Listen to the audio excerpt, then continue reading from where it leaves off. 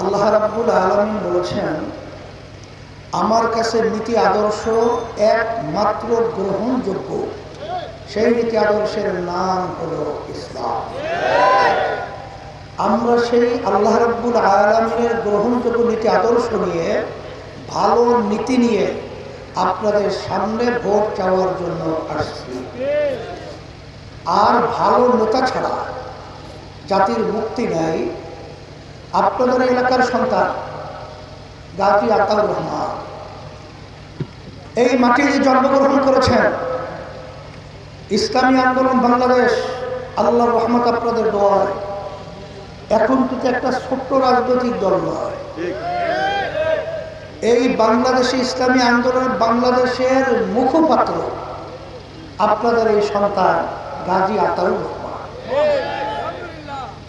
এরা কি আপনাদের জন্য গৌরব না আপনাদের জন্য বদনাম?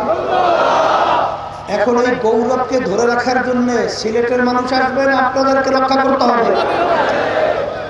এই জন্য আমি সকল পদার্থ আহ্বান জানাবো, 53-54 বছরে আমরা বারবার ভোট দিয়েছি, আল্লাহ কবুল করলে আরো দিব।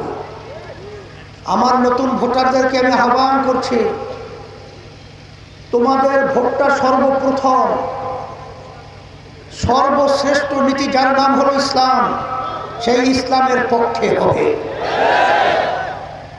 আর যারা নাকি এই দেশকে ভালোবাসেন, ইসলামকে ভালোবাসেন, মানবতার কল্যাণ চান, তাদেরকে আমি বলবো যে আপনাদের ভোট হবে ইসলামী আন্দোলনের বাংলাদেশের পক্ষে, হাত পাকা প্রতীকের পক্ষে।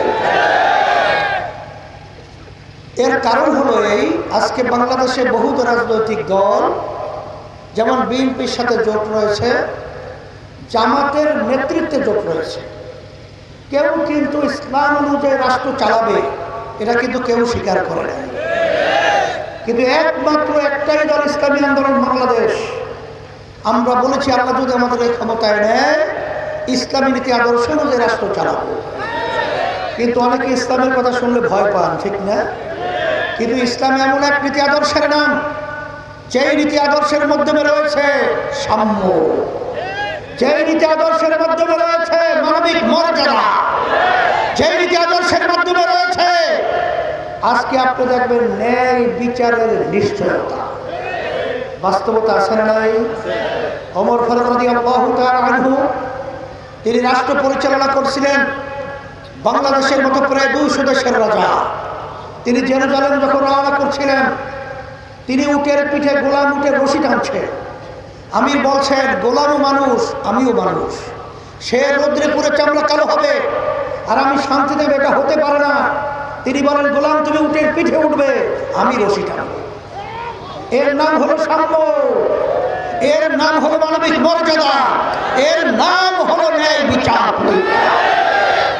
এই জন্য আমি আমার ভাইদেরকে বলবো, পর্দার মা বোনদেরকে বলবো, যেহেতু আজান দিয়ে ফেলবে, আমি লম্বা আলোচনা না করে, আমি শুনেছি গাজীপুরের মাটি ইসলামের ঘাঁটি।